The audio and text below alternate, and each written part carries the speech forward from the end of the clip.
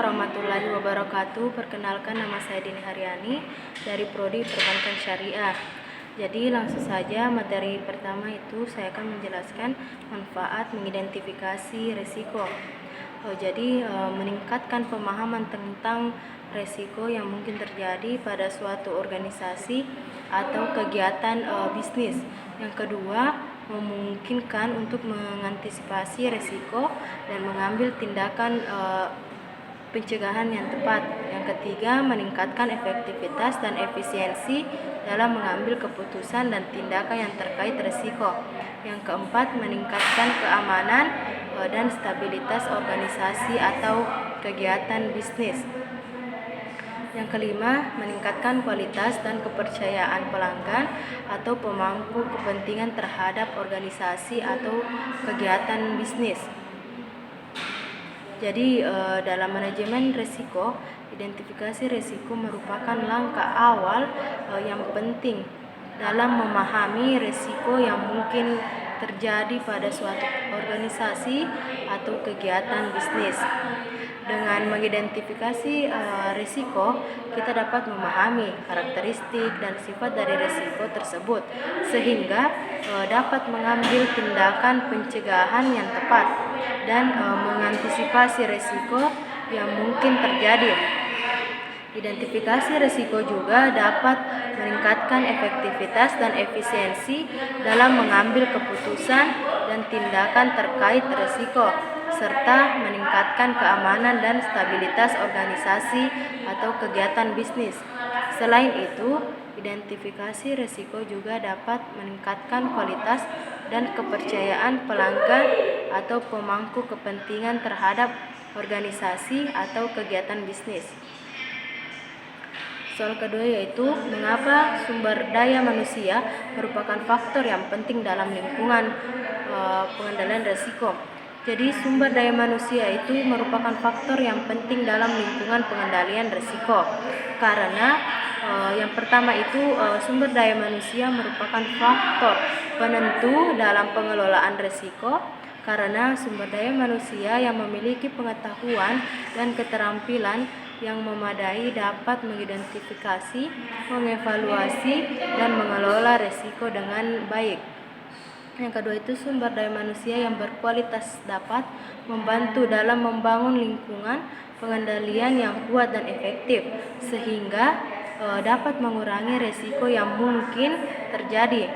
Yang ketiga, sumber daya manusia yang memiliki kompetensi dan integritas yang baik dapat membantu dalam memastikan bahwa kebijakan dan prosedur pengendalian risiko dijalankan dengan baik. Yang keempat, sumber daya manusia yang terampil dan berpengalaman dapat membantu dalam mengambil keputusan yang tepat terkait risiko yang mungkin terjadi. Yang kelima, sumber daya manusia yang memiliki komitmen dan motivasi yang tinggi dapat membantu dalam memastikan bahwa pengendalian risiko dijalankan secara konsisten dan efektif.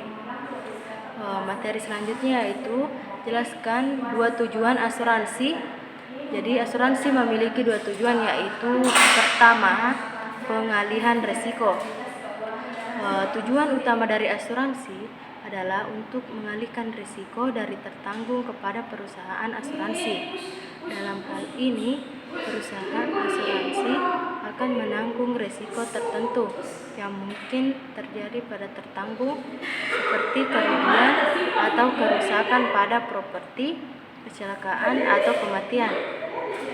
Dengan demikian, asuransi dapat membantu melindungi tertanggung dari risiko finansial yang mungkin terjadi di masa depan. Yang kedua yaitu pembayaran ganti rugi.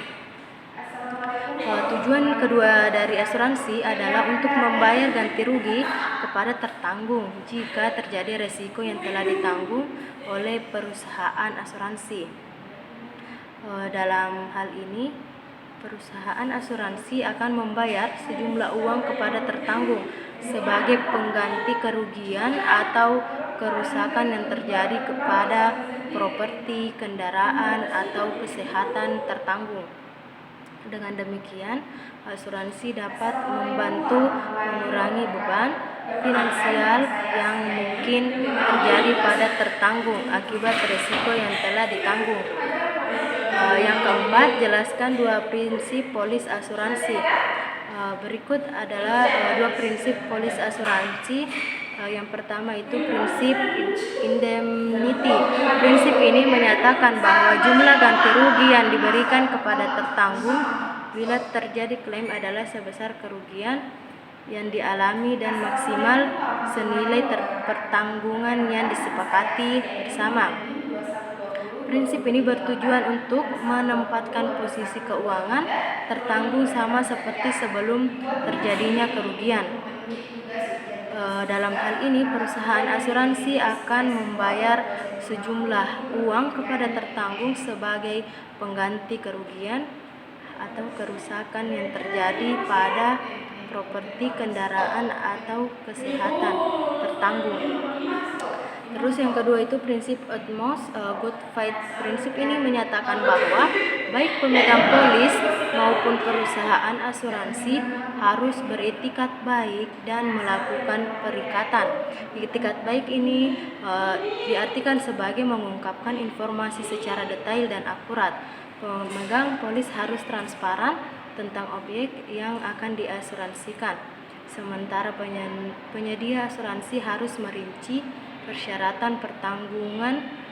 Prinsip ini penting sekali untuk menghindari adanya perselisihan dalam penutupan asuransi atau proses klaim.